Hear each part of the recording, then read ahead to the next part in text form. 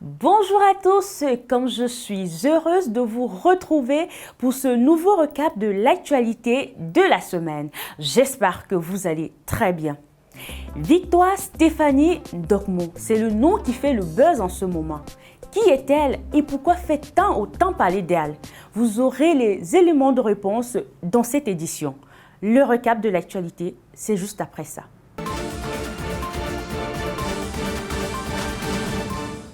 Dans la ville d'Ebolova, le 16 novembre dernier, 2 billes de bois sont tombées d'un grumier et ont tué un homme et son épouse. Les 2 victimes, respectivement pasteur et enseignante, étaient sur une moto lorsqu'ils ont été écrasés par ces 2 billes de bois.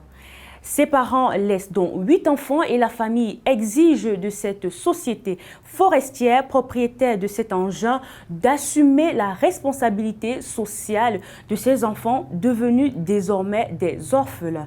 Un accident qui a provoqué la colère au sein des riverains qui demandent l'interdiction de circulation des gros engins dans le périmètre urbain avant 22 heures. Beaucoup de prières pour ces enfants qui se sont vus brutalement séparés de leurs parents.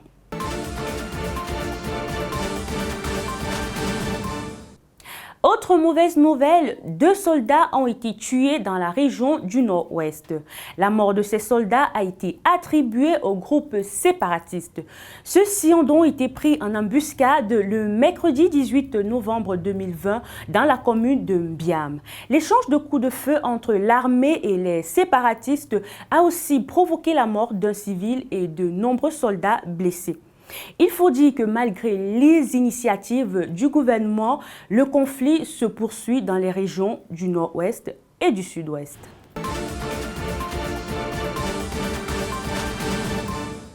On s'achemine tout doucement vers la fin du premier trimestre. Les établissements scolaires réclament déjà les frais de scolarité aux élèves insolvables. À Kiki, dans le département du Mbamenoubou, un élève poignarde un autre à mort. Selon plusieurs témoignages, les 2 élèves se seraient retrouvés avec d'autres pour jouer aux cartes après avoir été expulsés de leur établissement pour non-paiement des frais de scolarité. C'est donc au cours de ce jeu que tout s'est transformé en drame. C'est une autre histoire des élèves qui se termine en meurtre.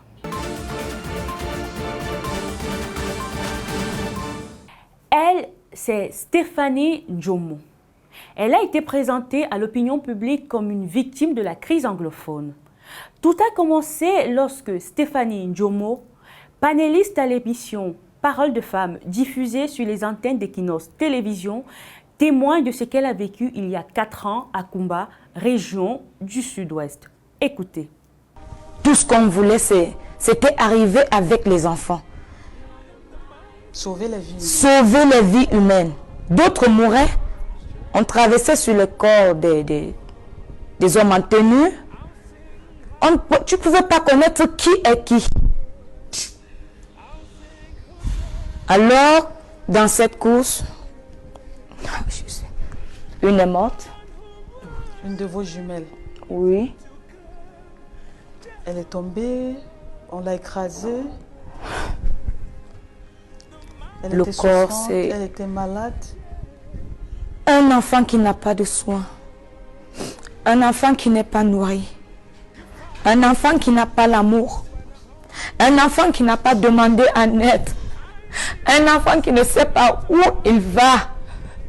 Qu'est-ce que cet enfant pouvait bien avoir dans cette brousse? Celle qui est décédée en premier, je l'ai couverte avec les feuilles mortes. J'ai avancé avec les autres, gens avec qui nous étions dans la forêt. 3 jours après, la deuxième a suivi. Une histoire qui plus tard se révélerait être de la fiction. Stéphanie Ndjomo dit appartenir à un groupe spécialisé dans un domaine particulier. Écoutez-la. J'ai rejoint un groupe. Qui pleure les enfants du Nozo.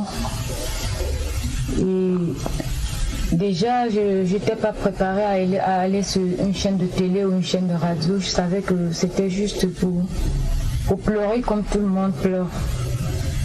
Mais nous avons fait des sorties où on a pleuré dans plusieurs carrefours jusqu'au jour où on nous annonce toujours dans le groupe qu'on devait se retrouver à Equinox. Donc c'est comme ça que je me retrouve à Equinox, sur le plateau d'Equinox, et je partage cette histoire qui n'est pas vraie. Pour elle, sa participation à cette émission n'était pas son idée et elle exprime son regret ici. Ça ne m'avait jamais traversé l'esprit. Je me suis retrouvée là. Oui, je regrette. Sincèrement, je regrette. J'ai même très mal. Comme il fallait s'y attendre, plusieurs Camerounais trouvent louche cette dernière sortie de Stéphanie Ndjomo. Cette histoire a encore tant de choses à nous révéler.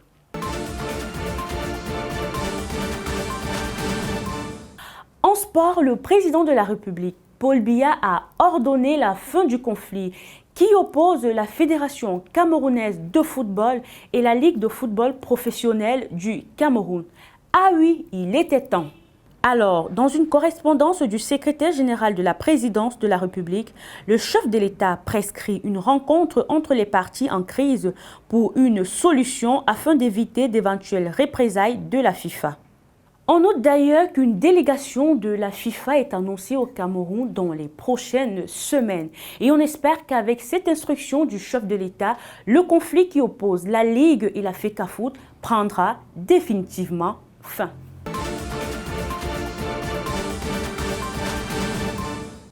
C'est la fin de cette édition du Recap. C'est avec beaucoup de plaisir que je vous retrouverai pour une nouvelle livraison. Ciao, ciao!